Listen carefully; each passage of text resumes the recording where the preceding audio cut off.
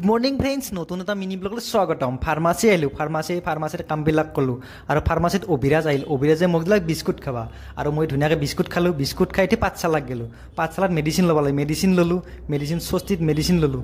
Medicine লৈ আহি থাকোঁতে দেখা পালোঁ পাঠশালাত ড্ৰেইনৰ কাষবিলাকত বেৰিকেড দিছে। বেৰিকেড দেখাই আপোনালোকক দেখাই দিলোঁ। দেখা পাইছেনে কি সুন্দৰকৈ বেৰিকেড দিছে। তাৰপিছত পাঠাচাৰ গুচি আহিলোঁ। পাঠাচাৰ যজ্ঞ চলি আছে। যজ্ঞত সকলোৱে ভোগ খাই আছে। দেখা পাইছেনে ভোগ খোৱা দেখাই দিলোঁ আৰু আমিও ভোগ খালোঁ। বিৰাজ আৰু ময়ো লগেনে ভোগ খালোঁ। ধুনীয়াকৈ ভোগ চোগ খাই আহিলোঁ আৰু গৌৰৱ দা আহিলাক। গৌৰৱ দা আজি হাৰ্লি ডেভিডছন বাইক কিনছি। দেখা পাইছেনে এইখন হাৰ্লি ডেভিডছন বাইক আপোনালোকক দেখাই দিলোঁ। পাঠাচাৰকৈ পোনপ্ৰথমৰে গৌৰৱ দাই কিনছে এইখন বাইক।